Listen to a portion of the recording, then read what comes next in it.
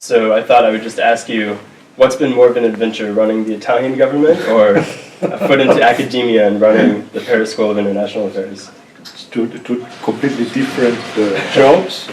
I'm very happy now to work with the students and to work in Sciences Po and to work with the future, because working with the students, trying to offer them opportunities, discuss with them means discussing about the future.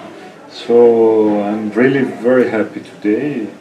And of course, I hope to continue with this big challenge, because discussing with them is a challenge also, because you have to completely change your approaches, your own approaches. And also because we have a very international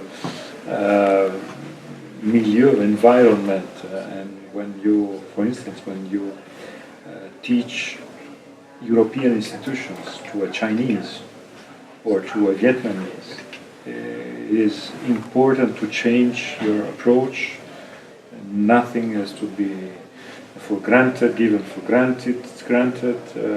It is very interesting. It's a very interesting exercise. But given the amount of anti-establishment sentiment among voters, the rise of anti-establishment politicians, what can elite schools like Sciences Po and the LSE do to make sure that both students aren't existing in a sort of bubble of thought and that they can engage with, the broader population? And the key point is the fact that we have to train our students to a more flexible approach. Crises are today the normality. Normality is not a long period of stability interrupted by crisis. Today, the normality period is the crisis period. We are living in a sequence of crises. This is why I think the role of leading universities like Sciences Po and LSE is raising. It's changing, but raising. It is very important not to leave the idea to find the students, even if they are not coming from families able to pay for them. This is one of the key problems. Talents, skills, we need to find this talent and these skills. The key problem, of course, is to give also the idea that competence is still important today and is more important than yesterday. But competence is not to be full of informations. For the informations we have Google, but for the campus, Google is not the right place. The campus is training. The campus is attending lessons, simulations, activities like the one in our school we are proposing to the students. And we have to push this idea and to avoid that this cleavage, people establishment, brings also the competence and the university system within. You also proposed a super finance minister to go along with Super Mario Draghi for the Eurozone.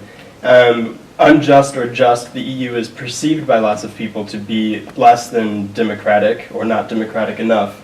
Is there a danger of putting in a new sort of technocrat to manage the finances of the Eurozone without adding in a popularly democratically elected position like a president or something to go along with them? Exactly. If this person is a technocrat without any democratic accountability, you're completely right.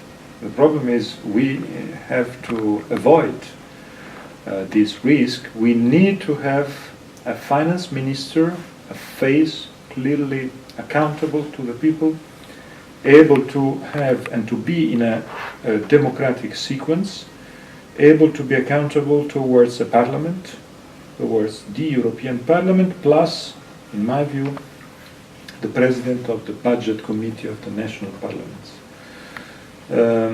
So we need to have, for the euro, also somebody able to make the euro successful in terms of competitiveness and growth, not only in terms of binding rule of austerity.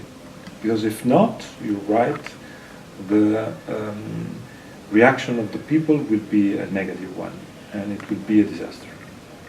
we've seen also lots of headlines about the European Union approaching corporations like Facebook and Google for the amount of taxes that they pay in Europe.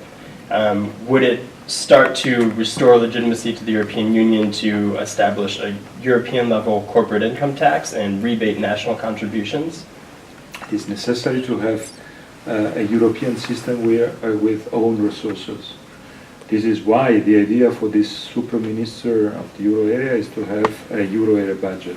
But of course, a euro area budget to try to implement positive initiatives towards, for instance, the unemployment present situation, or more competitive, for a more competitive euro area.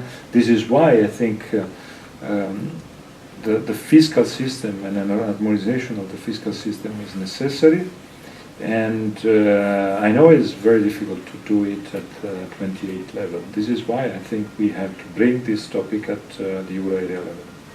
So do you think that the leaders, the personalities in power matter, or do you think it's more of an issue of structure and politics? They're responding to domestic concerns. Martin Schulz was here a week ago, and he said that the leaders of the European countries get to Brussels, they make a deal, and they go back home, and they slam the deal that they just made. He's right. The key problem is the fact that if the European Council is the very core of the European Union, is a problem, because the European Council is the meeting of the head of states and government, and they are European leaders 1 day per month. The rest of the months they are national leaders, responding to their national constituency. And we don't have national leaders with the general accountability. This is the key problem, and we have to change it. Is Donald Trump the arrival in the United States is he our Silvio Berlusconi? That's a good question. I don't know. I hope not for the States, of course. But the key issue of the relation of the cleavage as people establishment is one of the key issues today for Europe, for America, and this strange electoral campaign in the US is showing that the issue is at a top level too.